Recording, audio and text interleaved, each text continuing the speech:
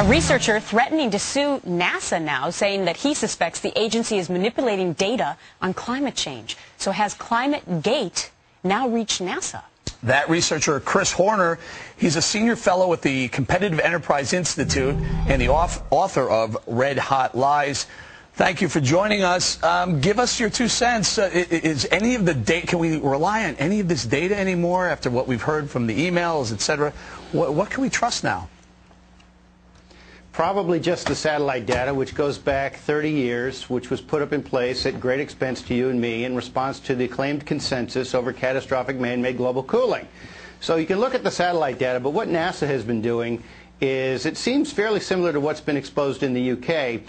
In 2007, when I first issued this Freedom of Information Act request, a Canadian statistician named Stephen McIntyre saw NASA increasingly hysteric about U.S. temperatures, even though they were not in fact going up. If anyone with a pulse knows, they've been going down. So he notified NASA, and they corrected their temperature data for the U.S. without issuing a press release for once, and then a few days later went back in and refudged the numbers. And so what we've been seeking is the underlying data, the computer code, annotations to the code. What are they using to constantly change historical data? And also, what was their internal discussion about, should we correct the data? What will be the implications if we do? And so on. Right. And NASA has been remarkably not forthcoming. In fact, last night, 2 senators, Vitter and Inhofe from Louisiana and Oklahoma, sent a letter to the NASA Inspector General saying, guard these documents, don't destroy anything. Don't be too British on this, as they were caught doing, and let's see what really went on. Well, the Inspector General is supposed to be the overseer and not affiliated, so we'll have to see what happens with that. But let's take a look at some of this data that you say has changed at NASA. So first, 1998 was the hottest year in its records for the contiguous 48 states. Is that true, or did that change? They've changed they've changed the top 3, the entire ranking several times. So their defense now, let's just resolve where we are now. They're claiming, well, whatever, it's just within a few hundredths of a degree to the 1930s. Okay, well, you proved too much. You're telling us it's now as hot as it was in the 30s. Great.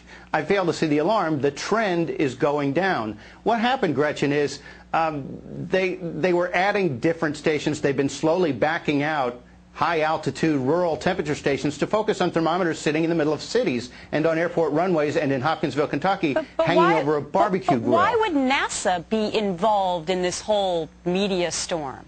Why NASA?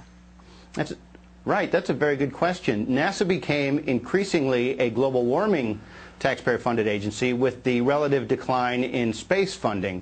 And when you're talking about $7 billion a year writ large in climate-related research, scientists are people too, they began sexing things up. And this gentleman, James Hansen, who is the custodian of the data, has a history of yelling that anybody named George Bush who's a president is muzzling him. The first one, the second one didn't matter.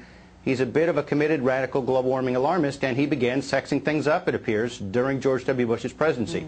They do have a lot of money at stake. Well, and we're all waiting to see what happens at the Climate Change Conference that will take place in Copenhagen on Monday. Chris Horner, great to have you as a guest. Thank you. Thank you.